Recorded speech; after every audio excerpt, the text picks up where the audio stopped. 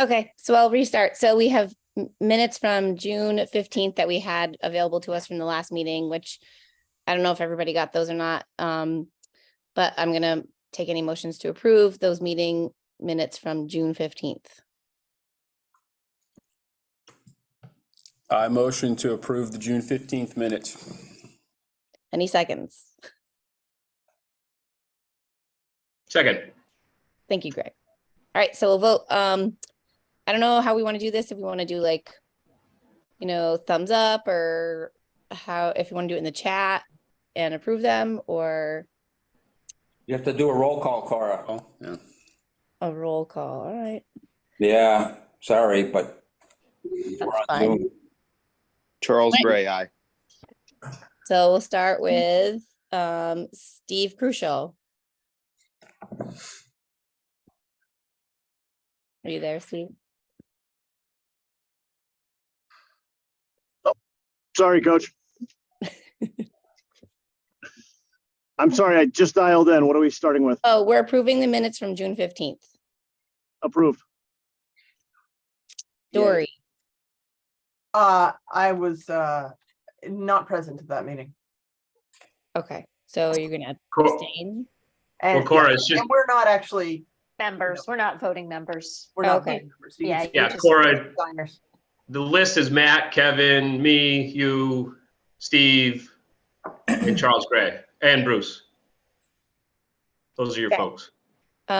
So Matt, Yes. Kevin, I don't know if Kevin's here. I'm here, but I have to abstain. I was at my daughter's 8th grade graduation. Okay, Charles, Aye again. what? That was a yes. Oh, okay, I couldn't hear him. And Bruce, Yes. okay, are we good then? Anybody else? I'm a yes too, Greg. Greg and Donna. Greg, yes. Donna, I wasn't present. okay. All right. Well, that would be a majority. So it passes. There we go. So next we would do, I don't know if we want to go over any of the stuff that Mike went over last week, or sorry, when we met last, for all those who weren't here, because I know Bruce was not here, and that is somebody who would probably need to see and hear some of those discussions that we had. So I don't know if we want to briefly go over any of that stuff, or I did, just so you know, Cora, I did look at the whole meeting. Okay. So I'm ready to vote on all the equipment, the gutters, I mean, the heating system, everything. okay.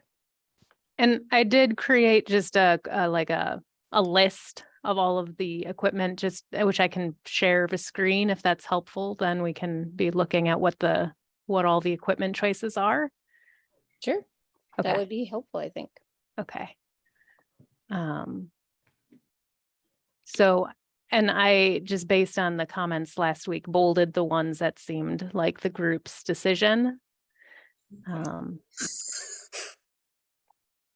you, Can you yeah, zoom it in a little bit, please? There you Thank go. you. Yeah. Absolutely. Yeah.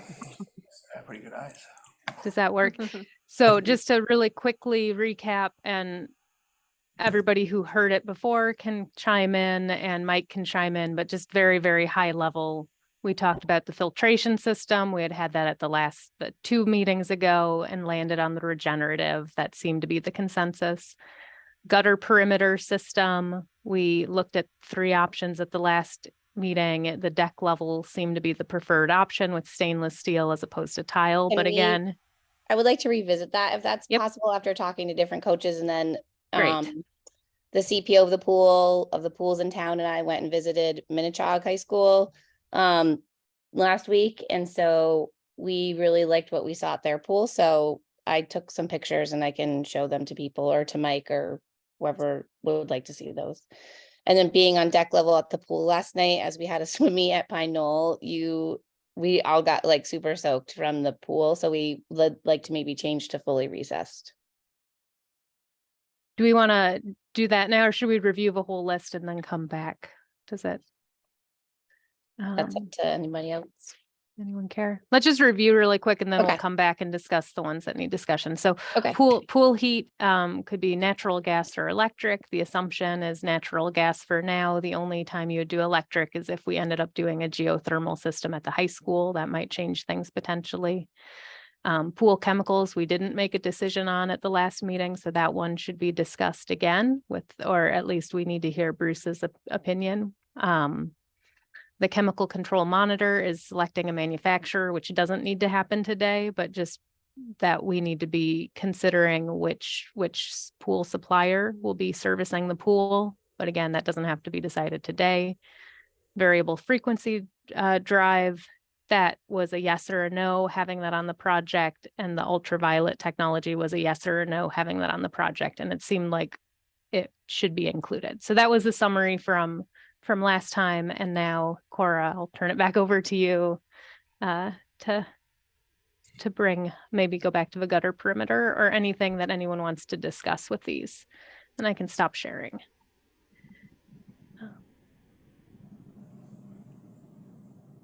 You're muted.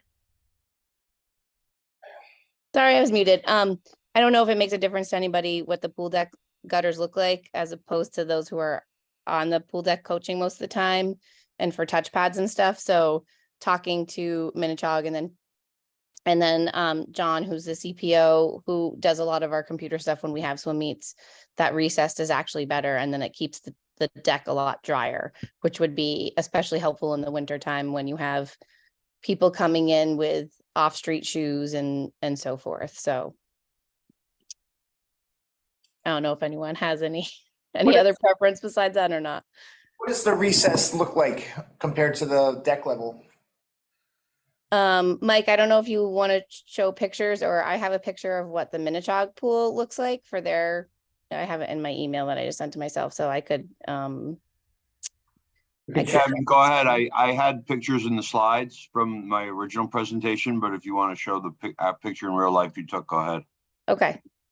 So we took some pictures of Minichog when we visited, and this is what their gutters look like. So you can see that the water level goes into the gutter, and there's stainless steel here, and then there's these little like slats. They're kind of like, I don't know if they're PVC or if they're plastic, and so then it helps keep things from falling in. And then above that, which you can kind of see here, is another like gutter that helps prevent water from splashing out onto the pool deck. Yeah, the main difference is just the deck to water level. So with a deck level gutter, the pool water is at the same level as the pool deck.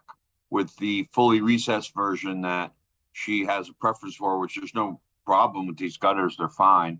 You get that 6, 8, or 10-inch difference between the water level and the deck. So there's like a little cavern there underneath where the water is spilling into, that goes into the filter system. Both systems work great. Both systems are perfect for swimming and swim team. And honestly, between one or the other, it's really just a coach's preference. And if she likes how this system prevents water from getting on the deck and getting your shoes wet, then we see no issue with it, especially when it comes to swim team practice or touch pads or anything like that. So. Yeah, I would agree with keeping the deck dry as possible. Yeah. So this, I like this option too. Okay. So we'll Feels go like in an indoor pool in New England, this is the way to go. If we were an outdoor pool in Southern California or Florida, I might make a different decision. But at Pine Knoll, if anyone's ever been to the pool up at Pine Knoll, those are deck level, and Donna will attest to the fact that water goes down the hill the whole day all the way down into the parking lot because so much water splashes up and out of the pool. And so after rethinking about it and talking to some of the coaches that we work with, we realized that especially an indoor pool in the winter time, you would want to prevent that as much as possible for people who are coming in with outdoor shoes, just to prevent getting it dirty and slippery and stuff like that. So these are called recessed gutters. Is that the correct terminology? Yep. Yeah, we refer to them as either cantilever style or fully recessed gutters, but Yeah, they're pretty common. It's really 50-50 when it comes to the gutter. If you visited 100 pools in New England, half of them have one style, half of them have the other. They both have no negative impacts on swimming or swim team or swimming fast or touch pads, or they're both fine systems. So it's really just an owner. That's all. So I would move that we use the fully recessed gutter design in our pool design. Okay, Second. no problem. All right, so I guess I need to take another roll call vote, so let me find my pen.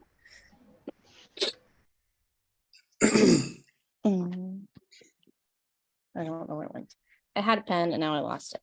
This is what happens when you're working from the living room. Okay, all right, I have a pencil. All right, so Steve, I'll go with you first. Yes. All right. Matt, Yes. Kevin, Yes. Charles, Yes. Bruce. Yes, I do prefer the deck level better, but you're the swim coach, so I defer to you. Greg, Yes. and Donna. Yes. Okay. Did I get everybody? Okay. Okay. So, Jill, I don't know if you want to go back to sharing the screen. I think it's Jill that had the screen with all the different choices on, and if we need to vote on those.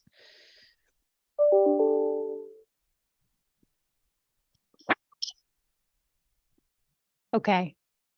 Did we vote on the regenerative the last time, or did we just discuss it? I feel like we discussed it a couple of meetings ago, but I don't know if we technically voted on it or not. No, I don't believe we did. Yeah.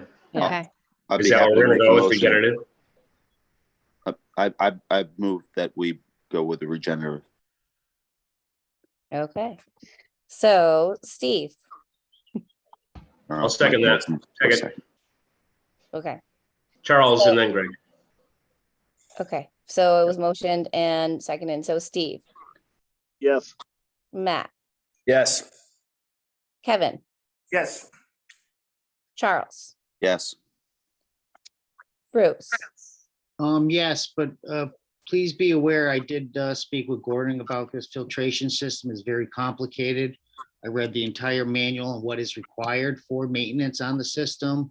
So Gordon agrees that you guys will need a maintenance contract with a local company in order to service this on a monthly basis and or a bi-weekly basis. So yes. Greg Yes. and Donna. Yes. Okay. All right. Do we want to just vote on these as we go? So we kind of talked about natural gas. I don't know if anyone wants to revisit the natural gas versus electric, as the school is going to be a green school, but natural gas is a better, more efficient or easier way to keep a pool heated as opposed to electric, which can take longer. So I don't know if Michael wants to speak to that about any of it for people who are not here, or. I'm pretty confident in the choice. I think natural gas is the way to go. And I believe the array pack unit would be the best application as well, because I do have experience with the lock and bar units. We have one over for the domestic side at Birchland Park. It's a very hard system to work on, so I would recommend going with the natural gas Ray Packs heating system. Yeah, I think that's a good choice too, because there are better RAPAC representation in the region. So, I mean, I could think of just off the top of my head, a handful of companies that can service and replace parts and do warranty work on RAPACs right within 50-mile radius of your school. Whereas Lac de Var, last time I dealt with a Lac de Var pool heater that was having trouble, it took us several weeks just in the Wellesley area, which is near Boston, try and get somebody to work on it. And it wasn't even a pool company. It was some commercial HVAC MEP company. And it was just a big mess. Yeah. Lac de Var wasn't much help either. Whereas in California, you know, or in Texas and Florida, Lac de Var pool heaters, it's the opposite. It's just being in your region. I think RAPAC is the way to go. And I'm not a salesman of RAPAC by any means, but, and my company normally specifies Lac de Var on our standard specs, but we have to make decisions based on regional availability. And if it were my pool, I would pick Ray Pack in East Long Meadow. Hey, Bruce, is the pool that we currently have heated? No, it is not. It never Mike, mind. do we have to heat it then? Is it a necessity to heat the new pool? Yes, yeah, we have to, I believe, and I believe the swim coach can attest to that as well, because it is used during the winter time. Currently, our existing pool, our boilers run 365 days a year in boiler room 1, just because they need to heat the pool even during the summertime. I see. Okay, thank you. Yeah, you're not going to be able to effectively run community programs without pool heat. And your senior swimmers and your adult swimmers and anyone in the community that wants pool time, they want consistent time. They don't want to show up on 1 month and it's one temperature and then come in another month and it's a different temperature. And if you do swim lessons or youth programs with younger kids in the community, they're not going to learn anything, because they're just going to be tortured by freezing cold water and shivering all the time. So you want to have it's more about just being able to guarantee a consistent temperature of the pool year round, whether it's hot out or cold out, whether it's summer or winter. You want to be able to maintain that 84, 85, or 83, or whatever it is you desire. Okay. Are we gonna want to put the preferred Ray Pack in the motion, or just the natural gas portion of it? Well, recall that this is a public bid situation. I mean, we can certainly privilege or list Ray Pack as the basis of design. And we'll just do or equal. Mm-hmm. And the only question that I have is the broader school decision on geothermal, how would that impact this decision? We're not doing geothermal. How about that? It's just not going to be in the budget. I just don't see it happening. It's just Greg, I don't care one way or the other, but yeah, I thought I heard someone say. I think that would be the only situation in which you could conceivably do electric and have it be cost competitive or with a natural gas. So it's kind of if that slight chance happened, this could possibly be equal to natural gas. So should the motion be subject to a different decision around geothermal? Could it be just that the basis of design is natural gas pending, if mechanical decisions at the high school? And then what heat is being used at the high school? Or electric. It's electric. Through air exchanges, Charles. It's not like electric baseboard. Yeah. It's a modern electric system. But so I would say we make the motion using gas. If somehow we find the means to go geothermal, then we change the design, but we have to design it one way or the other. So I think I heard a motion there, Greg. Okay, I move that we use natural gas for the for the pool heating system. I second. Okay, so time to vote. Steve. Yes. Matt. Yes. Yes. Kevin. Charles. Yes. Bruce. Yes. Greg. Yes. And Donna. Yes. And for clarity, the motion that I was voting, it was the subject to a different decision around geothermal, right? Greg, did I hear that? The motion was just to use the natural gas. I think if there's some reason we get to geothermal, then we can change the design, but we have to design it one way or the other. So for now, it's just going with gas. All right. Pool chemicals. I'm gonna turn over to Bruce to explain what we use right now, because there were some questions about it, and I did speak to John about the 2 different pools that are used in town, the high school and at Pine Knoll. And I know Mike spoke a lot about liquid chlorine out in California, or on the West Coast, and big huge pools that you tend to use that, but don't use that as much here. So I'm just gonna let Bruce maybe speak about that to all of us for a little bit. Yeah, I believe the tablet application for the chemical feed system is the way to go. That's what we've been doing at Pine Knoll. That's what we've been done, obviously at the high school as well. To date, in like Mike said in the previous meeting, storage of all these chemicals. So we're much better off going that route, I believe. Does anybody have any questions about tablets versus liquid chlorine? I don't mean, know the just- pros and cons. Just personally, like I've worked at lots of different pools and liquid chlorine makes me super nervous if you have kids who are going to be working in the pool area and anywhere have access to chemical rooms or storage.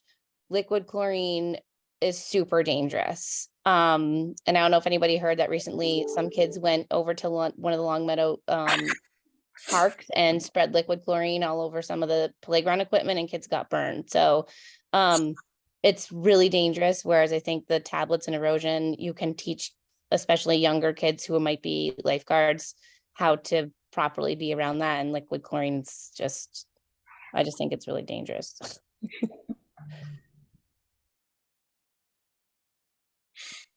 All right, is there a motion to vote for pool chemicals of the tablets versus liquid?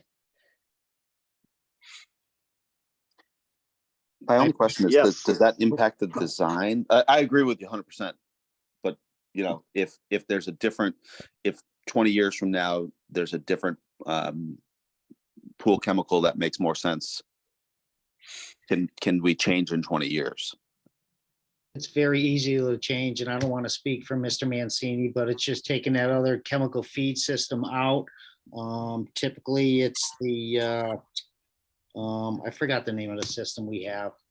Pulsar? Yeah, the Pulsar system. We actually have that system at the high school and at Pine Knoll. Yeah, I mean, so like these you are said, that's something you could aftermarket. just swap out. These are aftermarket products.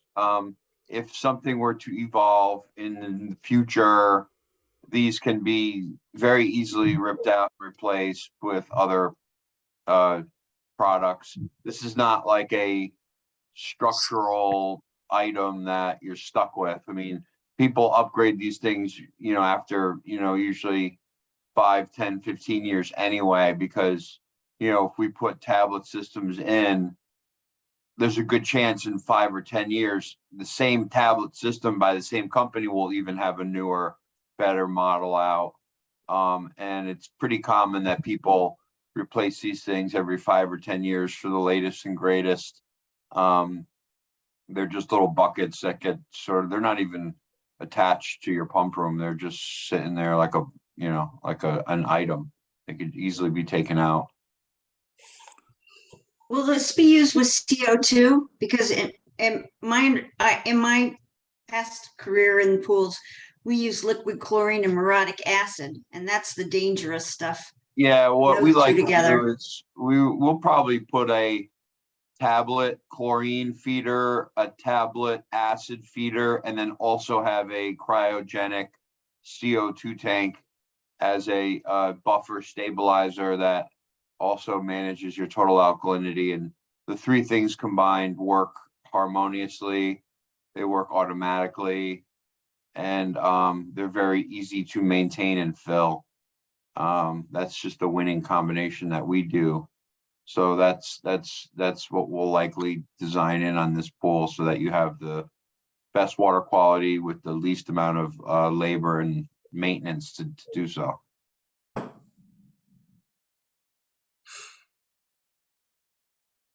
Are there any more questions about tablet versus liquid? Okay, are there any motions to vote between the two? Or to So who's taking these Word notes, this Microsoft Word notes? I'm taking them, JWA. Yeah, so I would just then if they vote this in, just note that down as tablet plus CO2, and then delete where it says liquid. And that'll just remind me to do it that way.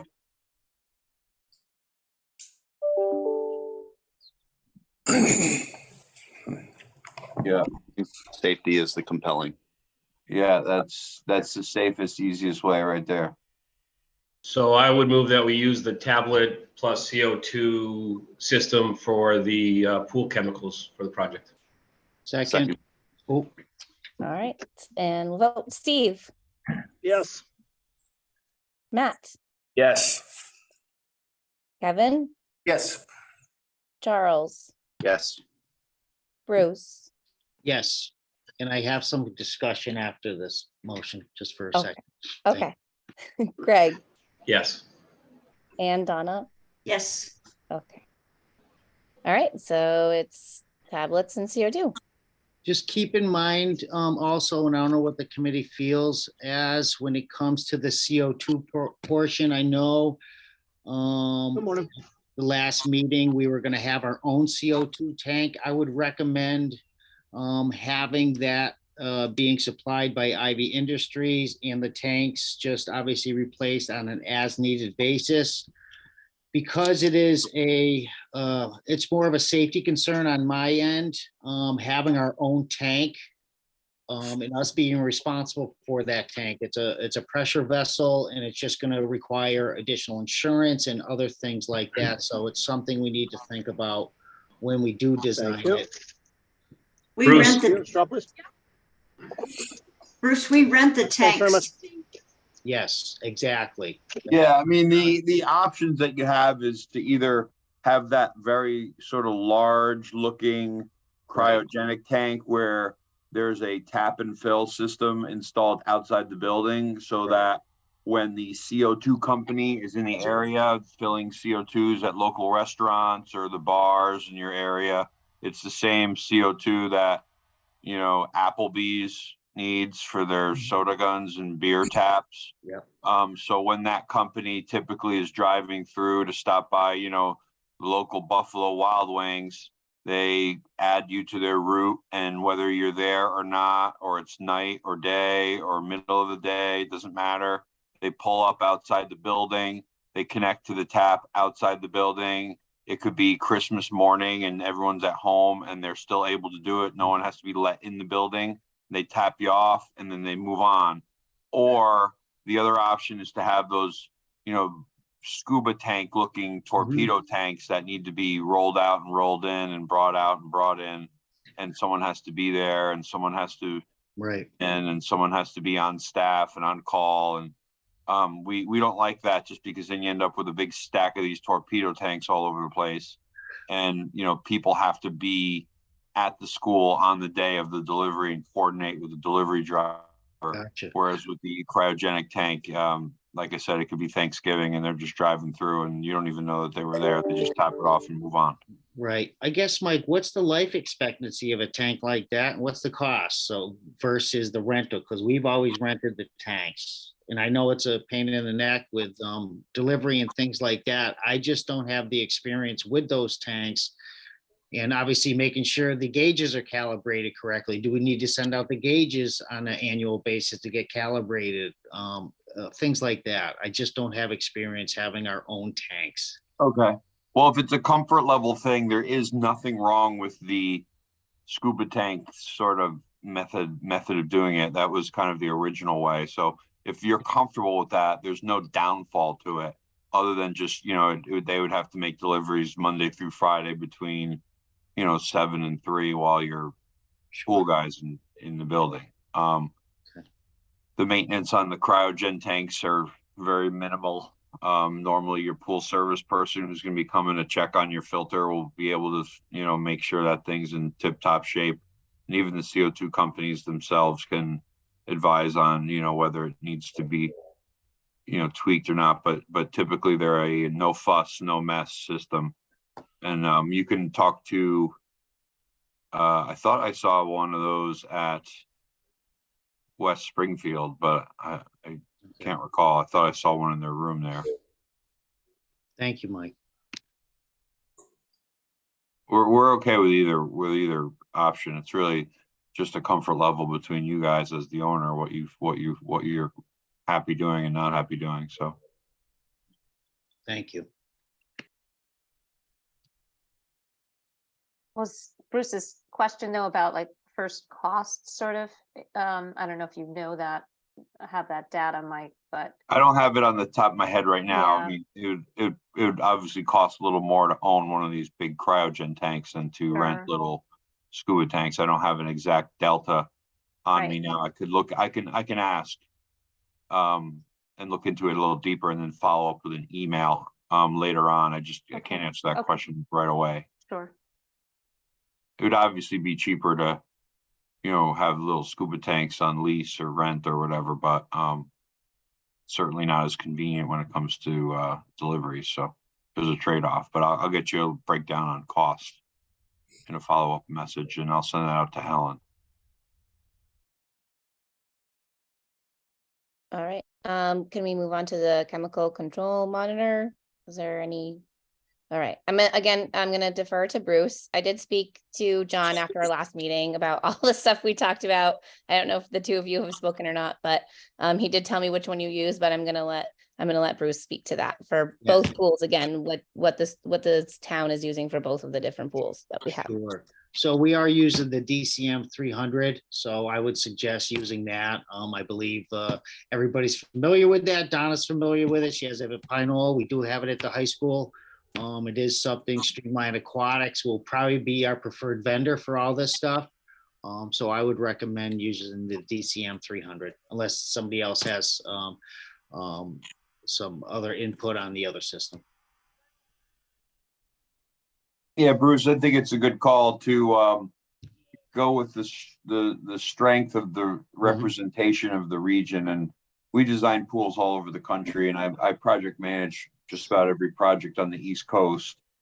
And it really varies. I mean, they're both great controllers. We use Bex as our standard spec when someone says just use whatever you guys like the best. Right. And that's mainly because we're a California company, and out west, it seems like there's a lot of representation for Bex, but Prominent's still a great system. I mean, they use them at Universal Studios in Florida, and they use them at major water parks and major competitive swim pools around the country. It's kind of like trying to say what's better, Nike or Adidas or Reebok.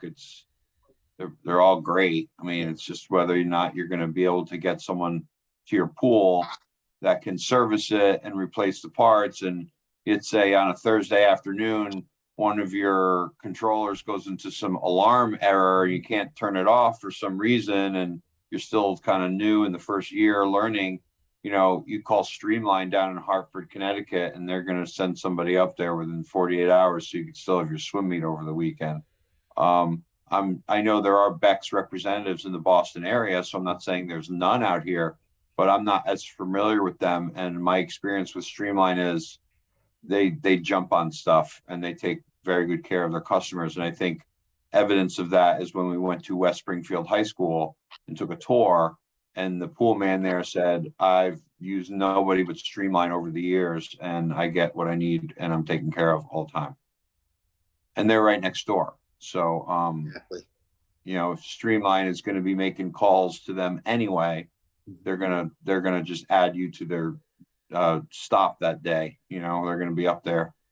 So when they're visiting you, they'll visit West Springfield and vice versa, and whatever other pools they have in that neck of the woods, because that is the heart of their territory. Bruce or Mike, can you just explain to people what this is? Because I don't know if everyone understands maybe what the chemical control monitor is and what exactly Streamline Aquatics is. I know, but I don't know if everybody here, just so they understand what you're actually talking about. Yeah, so the controller itself controls, and Donna, you can correct me if I'm wrong, it gives reads out of temperatures, the pH levels, calcium hardness, I believe, alkalinity, chlorine levels, free chlorine levels, and it's all accessible through an app too on your phone, which is nice when you are offsite if there's Wi-Fi available. And never mind that too. So we have we'll have three controllers that are exactly the same. So if, like you said, parts are difficult to find, we're in the middle of the winter time and Streamline can't get a part, we can always take the ones from Pine Knoll and replace those later. So we have a little redundancy with the system as well.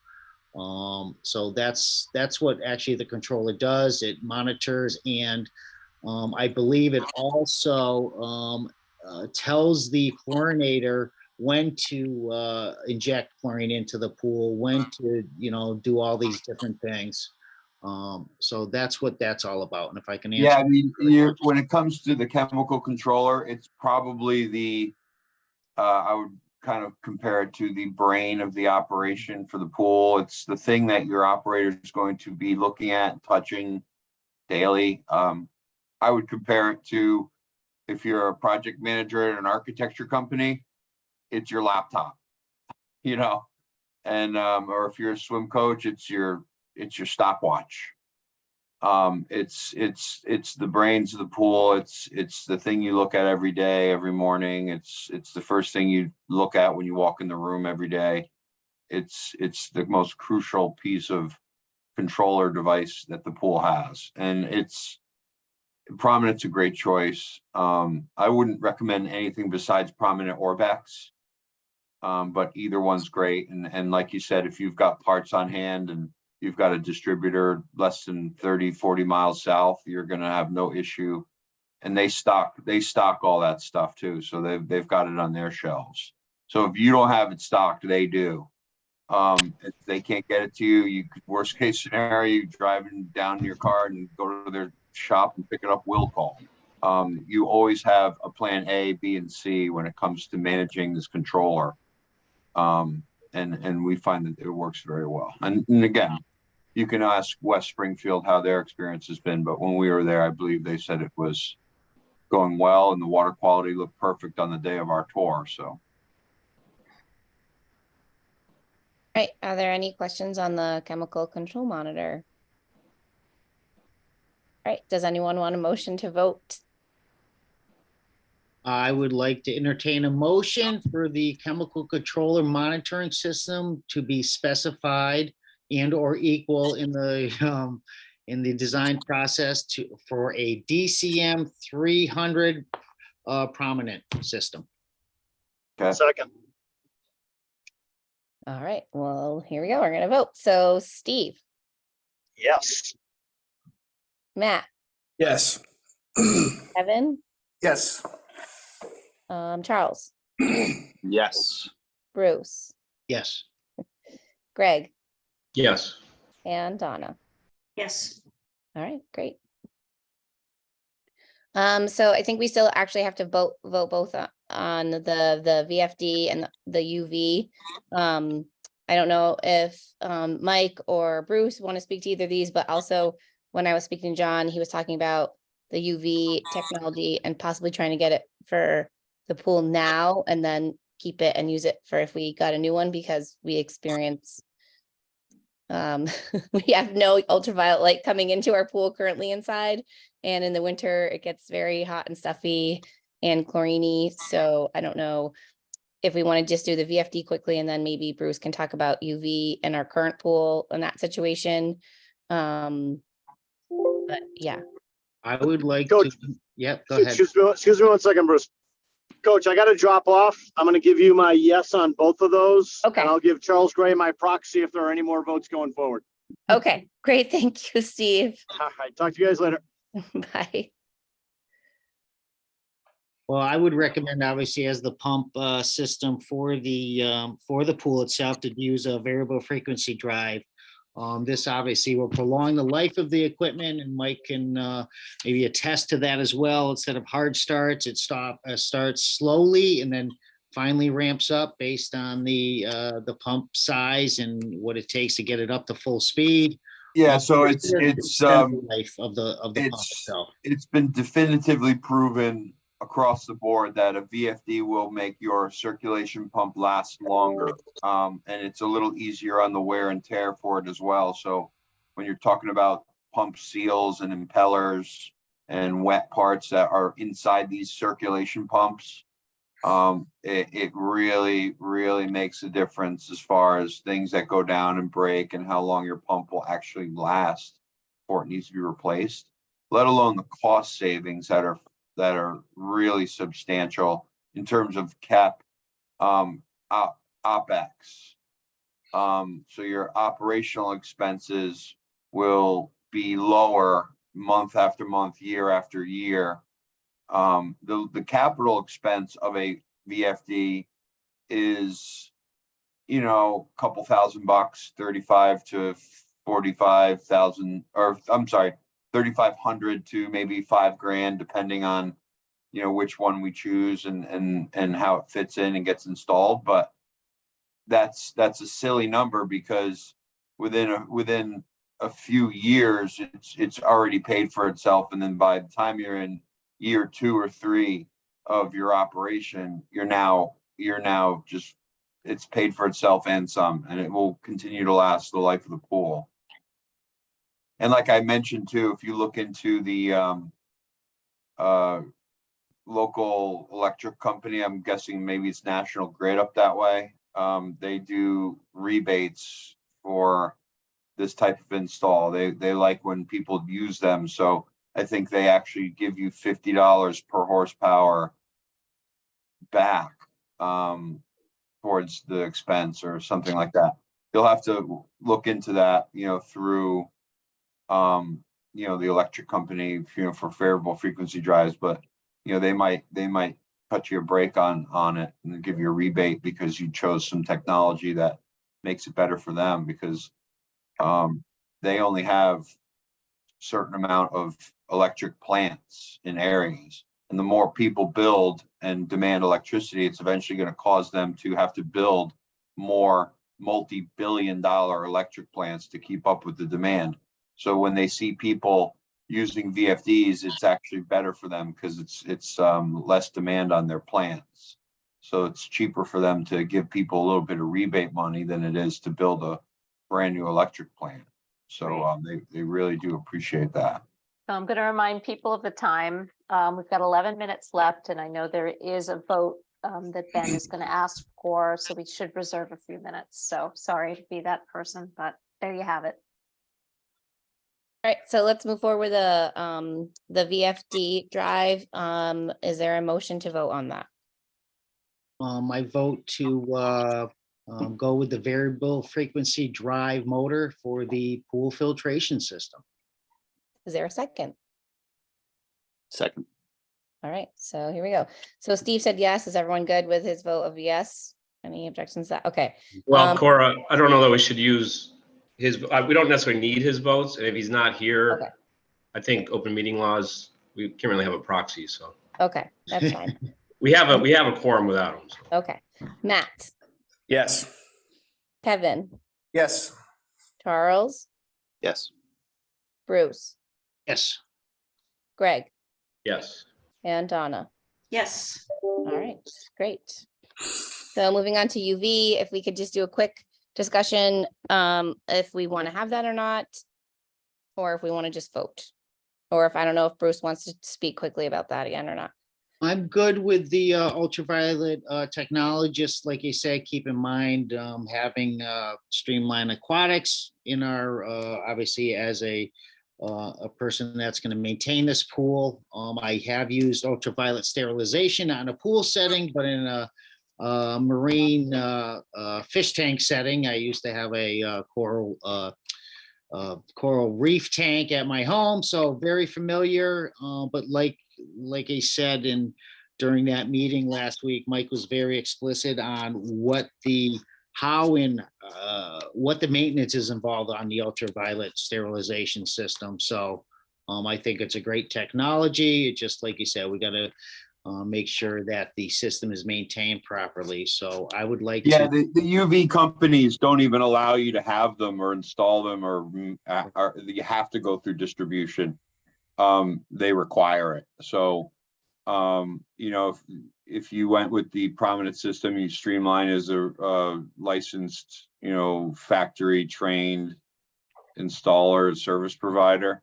UV requires, lamp changes and quartz cleanings, and no matter which UV you go with from whichever manufacturer is out there. We use a company called ETS UV, which is produced by Neptune Benson. They make a wafer style, which has got a much smaller footprint than the Prominent does.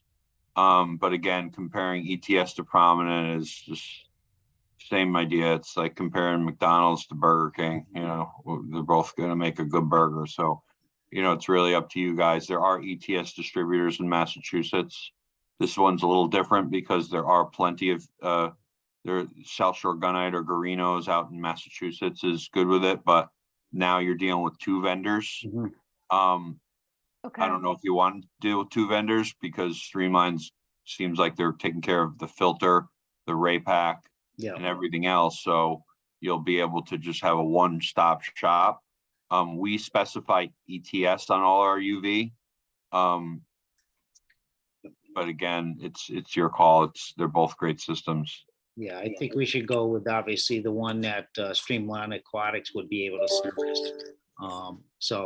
But anyways, if anybody doesn't have any further questions, I would like to make a motion to incorporate the ultraviolet sterilization technology in our pool design. Any seconds? Second.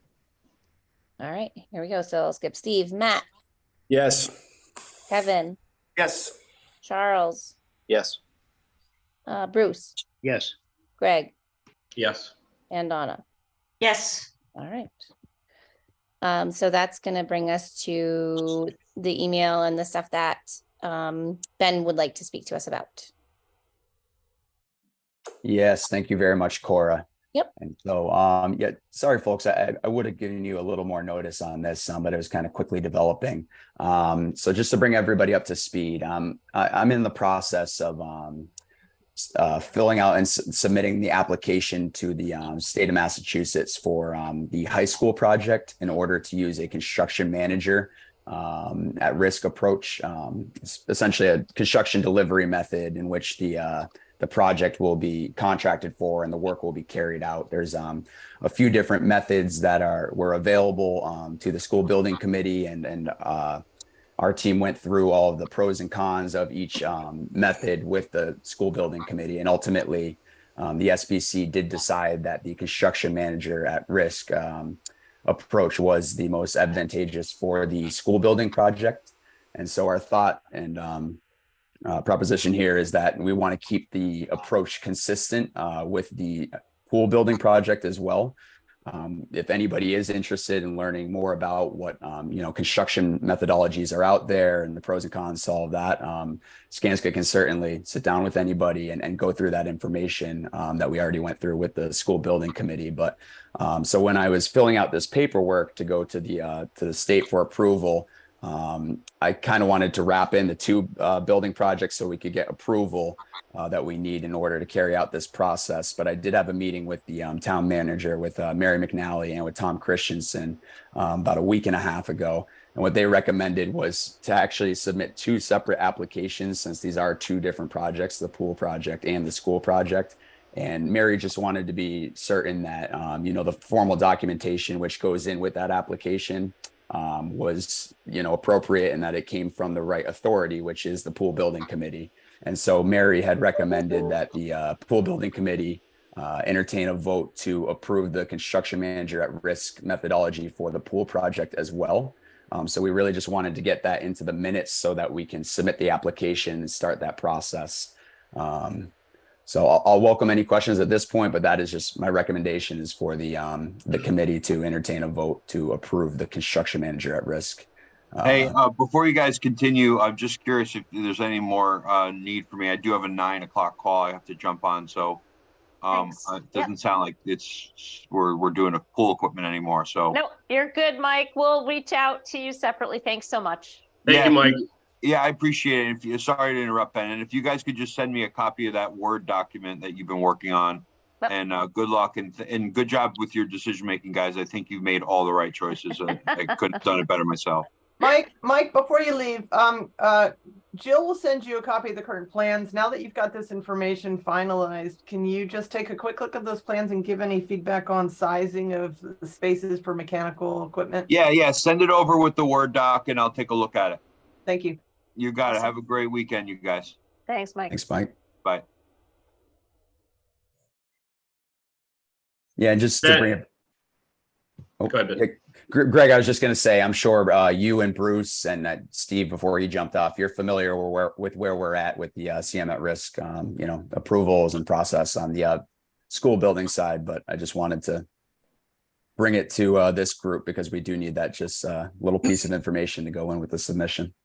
And the idea would be to have the same construction manager for both projects, which would make Yes, perfect that sense. all, but yeah, I mean, we haven't gone through all the specifics of that, Greg, but that's going to be, it all but guarantees that you're going to have the same firm controlling and managing the school building project and the pool building project at the same time. And that's really key and essential. There's a million different reasons we'll give you as to why this could be advantageous to you, but that's the biggest one, is that, the coordination and the communication with that firm, with these two projects going at once. I don't know how you do it with two separate companies. So.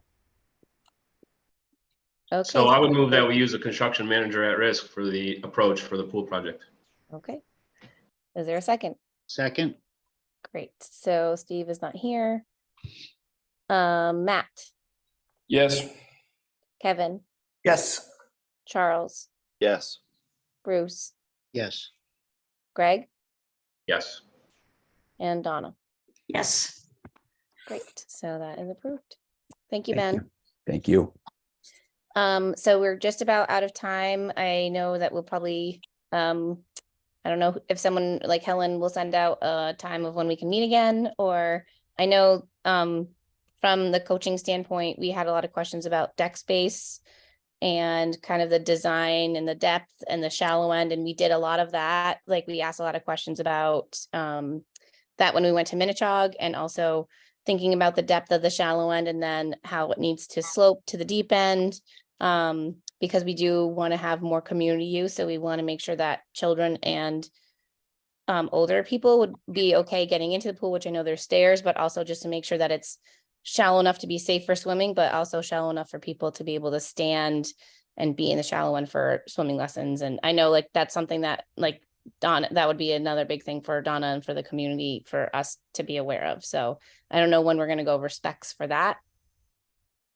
Coach, to your point, I just want to add in on that. If I know in some pools they put a lane line in between the shallow and deep end. Is that something we're going to design in this project too? I know it's a minor thing, but I didn't want to lose sight of that if it's a community-based pool. So you can get those rope like lines that are kind of like a lane line that go between the shallow and deep end, depending on where it starts sloping.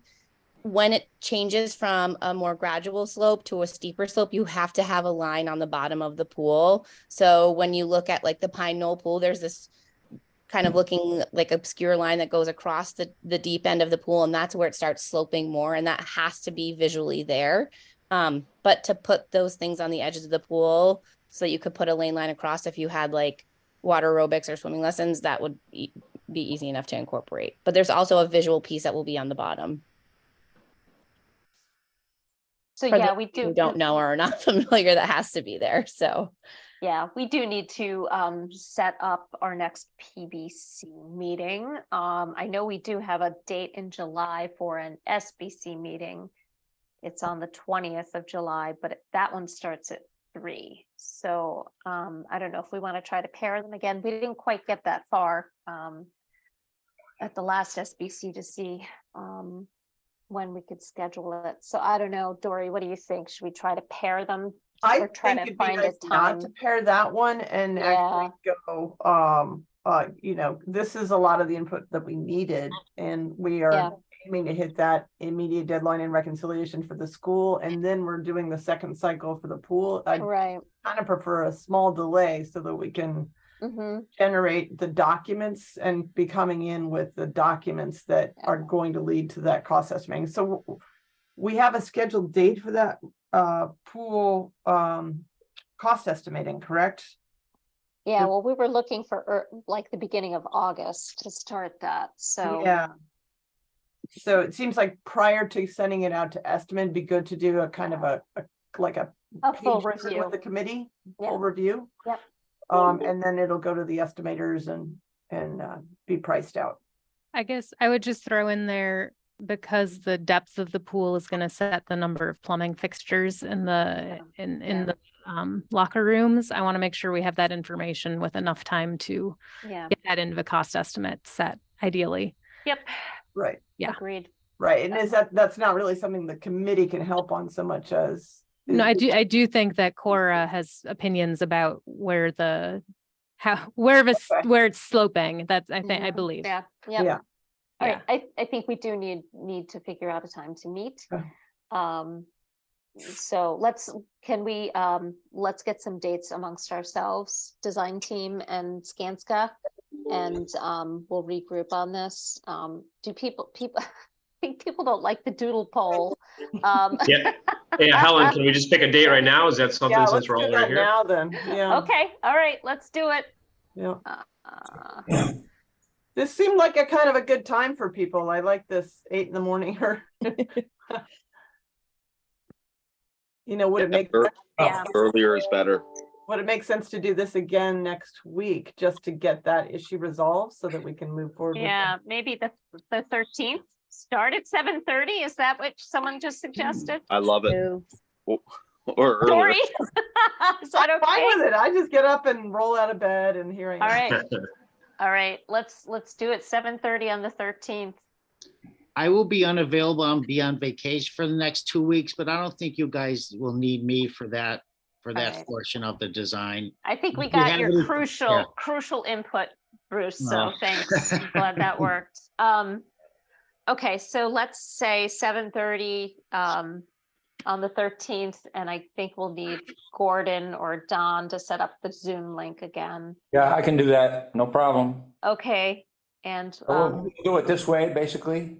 Again, all Zoom, almost all Zoom. Not coming in. I'm gonna start thinking we're trying to avoid public participation. yeah, nope. This is a public meeting. Okay, so and we'll Helen, I get just have a question. Is that going to be to go over like the design specs of like the pool, the depth, the deck space, like Yeah. kind of that yeah, type of thing? exactly. Review Okay. the design now that we have the equipment Okay. and can have And size things. I just Correct. have one question that I don't know, because we've never talked about it, is like windows that are going to be in the building or not in the building. We've actually never talked about any of that. So Mhm.